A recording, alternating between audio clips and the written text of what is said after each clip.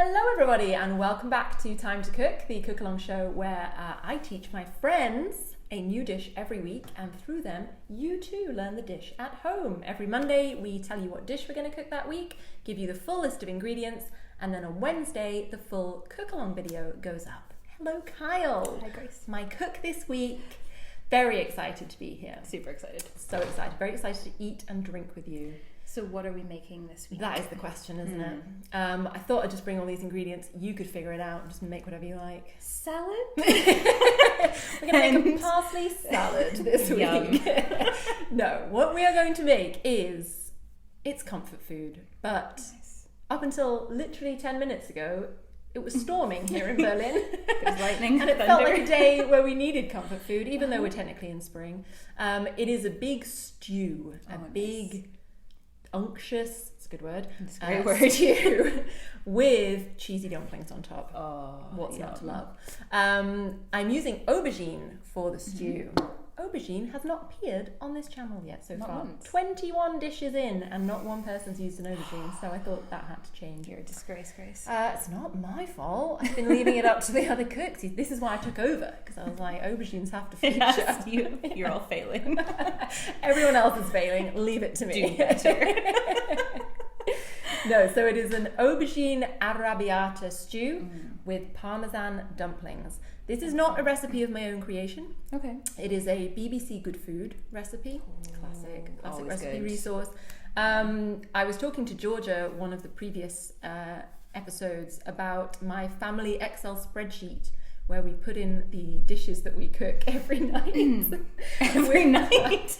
Great. Pretty much every night, yeah. Oh. With a mark out of 10, so that then everyone else can be like, ooh, what have they been cooking that's good? And then they can try it out. That's incredible. This is where I discovered this dish. My brother had cooked it and he gave it like a 9 out of 10, and that's pretty high for my brother's scoring. So I was like, it's got to be good. See, but that's now a really high standard. That's true. That's a lot of pressure. Thanks, for you. Grace. 9 out of 10 is what we're going for. Going for 5. To be fair, he had cooked the non-veggie version, so he had done it with chicken thighs, which I have also made before and is amazing. So you've set me up for failure with this little guy. Yeah. Excellent. Just can never be chicken, can it? No. No, I have made the veggie version as well, and I think it is just as good. So okay. Well, you have to say that now, don't you? That's true. Okay. We'll go with it. I am contractually obliged to say that. What Delicious. contract? So, ingredients that you're going to need to get to cook along with us. The main element, obviously, is the aubergines. You're going to need 2. The recipe says 2 medium. I don't really know how big aubergines get. You think this is medium? Yeah. Okay, perfect. 2 medium aubergines.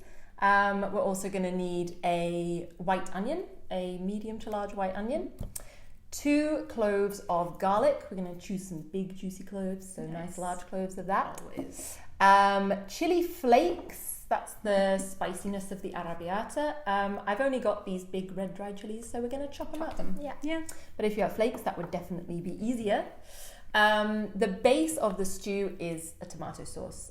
So just 2 400-gram tins of tomatoes. You can get chopped. I always use plum tomatoes. Find them a bit juicier. Some thyme is going to go in there. I've got loads of sprigs there, but the recipe says 5 sprigs of fresh thyme. Okay. You can go more or less as you please. And some red pesto, sun-dried tomato pesto. This is just delicious. And anything that's left over, slather it on pasta and you're good to go. Bread. Or just bread. Olive bread. Yeah. With Parmesan. Yep. Yeah. I'm on it. Hungry. I'm on it. I'm into it. I am on it. Olive oil, of course. We're going to be frying in that. About 2 tablespoons of olive oil you will need. And some stock. Veggie stock. The chicken version obviously calls for chicken stock if you're doing a chicken one. We're going to use some veggie stock. And then for a bit of freshness on top, we have a nice bunch of parsley. That's just going to be kind of scattered over at the end. So we don't need all of this. We do not need all of this. I would shame. say yes. Well, I'm going to leave it here because you haven't got enough herbs in your kitchen. No, Her kitchen is overrun all with herbs herbs. currently. Yeah, about half a small bunch, I would say, would be totally fine. Portions-wise, I should say, this is going to be making enough for. I really couldn't say because me and my partner ate this in roughly one sitting, but I think it's meant to be for about 6 people. Or 2 people. Or 2 very hungry people. You can see how you feel later. Yeah. We'll figure it out when it we're makes plating it. 8 dumplings, and I think So 2 per person is probably... 1 person's worth of dumplings. Exactly. So portions we're not sure about. We'll tell you in the video description what we think it serves. After we've shoved it all in our faces, yes, exactly. We'll tell you how much is left over. Dumpling-wise, these are the dumpling ingredients here. So easy, these dumplings, but they are really what make the dish. They are so good. Flour, the recipe calls for self-raising. That does not exist here in Germany where we are. So we have just plain flour, 150 grams or roughly 1 cup. And if you are in the same boat where you can't get your hands on self-raising flour, we're going to be adding some baking powder to that to help it rise. About 2 teaspoons for 150 grams is what you will need. Then we have 80 grams of Parmesan. You can obviously sub in a veggie cheese of your choice if you don't eat Parmesan. Any strong cheese would work well. And 80 grams of unsalted butter. You want to make sure this is cold. So we will remind you at the beginning of the cooking video to keep it in the fridge because we won't be using it immediately. But yeah, that needs to be cold for our dumpling dough. And then some milk, just 50 to 60 mils of milk should bring it all together. So yeah, super easy. Excellent. Yes. What's the wine for? Just drinking? Or? This is for right now. No, this is what I would recommend drinking. Just crack it open and away you go. We've got Italian flavours. It's an Italian red wine. It's actually one of my favourite supermarket reds, this one, this Primitivo Doppio Passo. It's a... I think we have some in the kitchen. Salento. Yeah? Yeah, the same one. Yeah. It's a good one. Was recommended. No. Oh. No.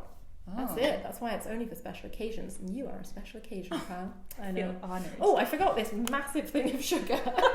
In the beautiful jar.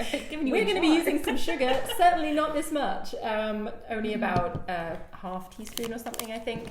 But I find with tomato-based sauces, a little bit of sugar is usually necessary. So make sure you have that to hand as well. Equipment-wise, and the recipe says to cook it in like a casserole, le creuset pot, which we do not have, and I don't have one at home either. So whenever I've made it, I've made the stew and let it bubble just in a normal deep pot pan, and then I've transferred it to a dish such as this Pyrex dish that Kyle is very pleased with herself about because it was $3.99 from TK Maxx. I'm pretty sure you advertised TK Maxx cookware last time I was. Yeah, I'm giving it a go. Desperately trying to get. So yeah, we're just going to put it into here before it goes in the oven. So make sure you have something similar. Speaking of the format for this dish, because it involves cooking on the hob and then putting in the oven, we're not actually going to be filming the entire process because it's not necessary. We'll basically film up until we pop it into the oven, and then it'll be about 25 minutes cook time from that point for it to be over. So just to bear that in mind, the length of the video is not quite how long the entire dish takes. Will we get a nice little pop out of the oven shot? We absolutely will. Excellent. Yes, we'll sprinkle on the parsley, and beautiful. People can just get excited about what they're going to eat in 25 minutes time. They can see the 2 portions of this. Exactly. Excellent. You could definitely have something like a salad alongside it. I was actually thinking of bringing some salad leaves, and I did not. We have parsley. We just eat raw parsley on the side. Delicious. But no, that would be quite a nice side actually, because it's quite thick and stodgy and rich. But I think that's fine for us. I don't think we need anything fresh on the side. We don't need veggies. Just some fresh wine and we're good to go. More wine. Yeah. So any questions about the dish? Does it all sound delicious? Do you want to eat it? Sounds incredible. Very good. Can't wait to cook it. Yes. Can't wait to eat it. Perfect. Can't wait to drink your wine. Yes. Let's get started then. Yeah, absolutely. It's past 5. What are we doing? All right, everyone. You'll have a few days as ever to get the ingredients, and we will see you on Wednesday for the cook along. Until then.